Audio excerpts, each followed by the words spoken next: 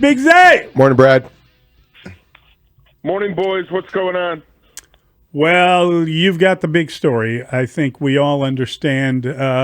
Watching Washington lose to the Packers last night made you feel like, well, maybe the Packers are pretty good. Maybe the Lions didn't have as bad a loss as I thought they had. Maybe they're not as confused and confounded. Did you have any such conclusion when you watched that game? Yeah, I wondered a little bit because Detroit looked so out of sorts offensively in that opener, and then you watch a Washington offense that was pretty darn good during the second half of last season come in, and they didn't get anything going at all, guys. I mean, when Jaden Daniels isn't able to create anything with his legs, when it was just a chore for the Commanders to do much of anything, you looked at it and you said, boy, I mean, you knew Green Bay was going to be pretty good on defense this season. Then they go out and get Parsons, subtracting Kenny Clark, and Washington had 230 yards of offense, guys, and they just never brief opportunity to get back into that ball game there at the end of the second quarter, and that kind of fizzled out for them. So, Brad, the injury report, good news looks like for Jalen Johnson, not so good news maybe for Grady Jarrett, who took a second day off. Don't know if that's vet days or if that's really injury related. Who do they need more on that defense, and what do you expect? Well, I mean, if you're putting it between those two guys, it's Jalen. Like he's at a Pro Bowl level, and barring something completely unexpected, he plays. He starts Sunday at Detroit, and you hope that the conditioning's at a high level. When you look at the Lions and what they've got going on right now, they've got some issues on the offensive line. The retirement of Frank Ragnow led them to take Graham Glasgow, who's a local guy, and move him from guard in the center. And then he's got a rookie on one side of him and a kid that was a sixth-round pick last year on the other side of him. So that's the weakness of the Lions up front. How do you exploit that? Well, it helps if you've got Grady Jarrett out there. Now, Grady missed, 9 games back in 2023 with I believe it was an ACL. Other than that, he missed 2 games in 2018 and 1 game in 2015. Like, this is the guy that answers the bell.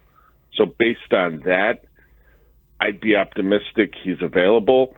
What the question you have to ask yourself is, is he 100%? Because I think they can take advantage of the Lions up the middle, but we'll have to see it, right? Mm-hmm.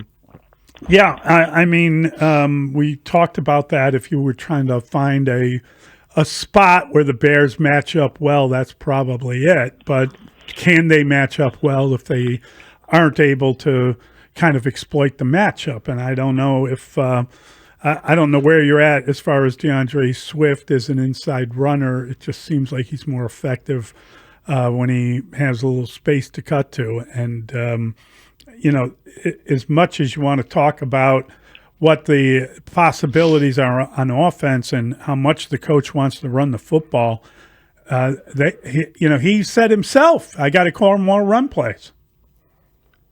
Yeah, he's got to, and they've got to have more profit, on early downs, which they did at the start of that game Monday against the Vikings, and then it kind of went away from them. But they need to avoid all those third and longs. I think we talked about it Tuesday. Like in the second half, it was third and 10 was as good as it got, right? So how do you avoid that? You stay. I mean, if you can't get ahead of the chains, at least stay even with them, right?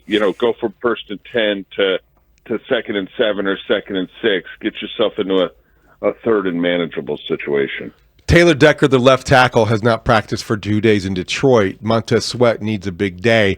Might that be something that they could exploit? Yeah, they were moving both those guys around, right? Sweat and Dio. I think Dio had 18 snaps on each side, a couple in the middle. Yeah, I mean, listen, this guy's a totally different animal than Justin School, who we saw for the Vikings. Those are big, physical offensive tackles for the Lions with Decker and with Penei Sewell, and you can't just beat them with power straight down Broad Street. But you would hope that, if Decker's not 100%, or if he doesn't play, that the Bears have a host of guys, not just Sweat, who can take advantage of that situation. And that's certainly something from the Lions injury report side of things that you're going to want to be looking out for this afternoon. Brad, the whole idea of taking a big hit the way that DJ Moore did and coming back and now being on the injury list, do we have any feel for where he is at? And, I understand that he's not a guy that misses a lot of games either. Yeah, he's been a full participant the last 2 days. So generally speaking, and you kind of have to learn how new staffs work things with the injury report. Like you get 2 years in and you get a better idea of, okay, like it usually trends this way for guys, but he's been a full participant the last 2 days. So I think there's a good chance he's removed from the injury report later today. Like that's a positive sign. And you're right. I mean, DJ hasn't missed any action since the 2020 season, and it was just 2 games then. So he's a guy that has taken plenty of hits and knows what he needs to do between games to get his body in position to play. We heard from Richard Hightower, the special teams coordinator, and certainly the question regarding kicking the ball out of bounds, out of the end zone, came up. He said that Tory Taylor wasn't an option to do that, the punter with the big leg. Did he explain why? Why they don't want to do that? Is it just because of he hasn't done it before? Help me understand that better, Brad. Well, I don't know that he's done it, Dave. Like, he didn't kick off at Iowa. He didn't kick off last season. So, I mean, is it something that in those emergency sessions where they have Cole Kmet make sure that he remembers how to snap the ball between his legs so he can go out and win NFC Special Teams Player of the Week? Do they have Taylor, bang one here or there? Yeah, he's got a huge leg on punts. Does that automatically translate to kickoffs? I don't know. I mean, we're talking about 2 different things here. I've heard a lot about that, and I would maybe it's something you explore on the side. You sure as heck don't want to put the guy in with what was it, 2:03 to play in the game in that situation and say, hey, Tory, first opportunity in an NFL game, go get it. Like, if he screws that up, they look like they look really foolish. So, I think that thing's been overthought a little bit. It's like he didn't kick off for the Hawkeyes. He's a punter. Okay. All right, Brad. I just thought it was a fair question. No, I mean, Brad, we played audio fair question, but I just when they drafted him, we had audio of Richard Hightower saying that anyone with a leg would be an option for a kickoff guy. He actually said that. So yeah, well, I mean, that would. It sounds like that would be a group that would include yourself and myself. Then I mean, we both got a leg, so there you go. I don't think I'd do a very good job at it, but I think I'd be great. Yeah, well, you've got that soccer background. This segment with Brad Biggs is sponsored by Estwing Professional Tools, made in the USA for over 100 years. Estwing.com.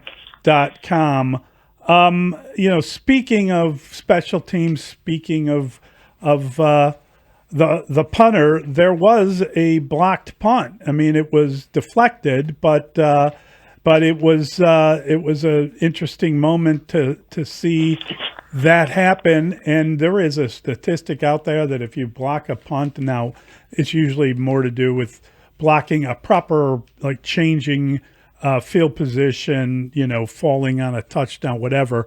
But you're 80% likely to win if you block a punt in the NFL. That is one of the more lopsided statistics you'll find out there. I've said to David, I don't want to be, when you got injuries and you got a lot of people out and you're moving people up and all that, you don't want to be too hard on special teams, but it's definitely not a strength. Can we settle on that as a comment? Well, it wasn't a strength in that game, and they played poorly in the second half. That's when they got hit by Miles Price for the majority of those big punt returns. He had a league-high 68 yards in punt returns against the Bears. Then you've got Elijah Hicks, who Hightower said they've got confidence in because he's performed as a wing on the punt team many times in the past. He just gets beat with this hard inside move, which leads to the deflection. So it was across the board for special teams. Like, it'd be one thing if we looked at it and said, well, there was a missed tackle here and a missed block here. It was the whole unit there in the second half of that game did not play to a high enough level, and it was a big factor in the loss, right? It was the Bears had issues offensively, defensively, and on special teams, and they're going to have to tighten up in all three areas to have a good shot of beating Detroit Sunday at Ford Field. What was your biggest takeaway from Dennis Allen, besides the fact that maybe he didn't want to talk about Monday night's game, even though it was the first time that anyone had a chance to question him about Monday night's game? Yeah, Dennis Allen's been a head coach lately, right? And yeah, it's like, although sometimes, and this is just me speaking, sometimes I think we get to a Thursday, and right. You want to have this inquisition of the coordinator based on something that happened, and it's like, well, they've moved on, and they're they've moved on, and I think some of the storylines certainly can move on as well. Although, listen, his defense got off to a decent start against an inexperienced quarterback making his first start in the NFL. And then it didn't go well. And the run game defense, the ability to stop the run, we talked about it in the offseason. That's going to be a question that they're going to have to answer, and they're going to face a team with a pair of good backs on Sunday. Can they be more effective stopping the run? Because that they got gashed there late by the Vikings, and I think that's what really helped JJ kind of calm down and make some big pass plays there. Then, what do you think he meant when he talked about how we, simplifying the game? And he said that when things are going bad, you need to go focus on basic fundamentals of playing football. Get your eyes on the right spot, do your job, do the things you're supposed to do. Did you feel like people were trying to do other things, or was he just saying when it starts going awry, just make sure you're doing exactly what you're supposed to do and be more concentrated even than ever when things start going the wrong way? Yeah, I think he was trying to make the point that, we don't, we need, that's one way of saying we need guys to be in their gap, right? Yeah. We don't, that type of thing where you're not And I'm not just saying this was a defensive line issue, but that's one way of saying we need guys to stay in their gap and handle their assignment. That when guys get out of their, as you know, guy jumps out of his gap to make a play, you know what? He might come up with a 3-yard stop in the backfield, and it might look like a great play, even though he abandoned his gap. But the next 4 times that happens, he might give up a whole boatload of yardage. And again, I'm not saying that what Dennis was saying was exclusive to the defensive line by any means. I'm just saying that could be one way of sort of communicating that all 11 need to just focus on their task, their responsibility. All right, Brad, what happens Sunday at Ford Field? Yeah, I think it's a big game for Ben. It's a big game for the Bears. It's a really big game for Detroit. Like somebody's going to be 0-2 Sunday afternoon, and that's not in the division. Yeah, and the Lions have got a brutal schedule coming up. Like they go to Baltimore next week, and then they've got Cleveland, Cincinnati. I want to say Kansas City and like Tampa. That's a tough stretch. Not that the Bears' schedule is easy, but at this juncture, it's not quite that difficult. So this is a must. The Lions got to be looking at this like a must-win, to avoid again being in that really big hole. I think with Dio and Sweat and Grady, and because I think Grady will be able to play just based on his history. Dexter, like they've got a chance to really do some damage up the middle against Jared Goff, and if you can do that, that's the shortest path to the quarterback. And as we know, Jared Goff doesn't move well at all. It's certainly in comparison to a guy like Caleb Williams, so you could get after him. I like the idea of that. You'd think that Ben has a little bit of intimate knowledge of the Lions that could be of value. But I just had trouble finding a path to a win for the Bears. I went with Detroit 24-20. I think it should be a relatively close game, though. Yeah. Good stuff. All right, buddy. Have a great weekend. Have Safe a great travels. All right, guys. Have a great weekend.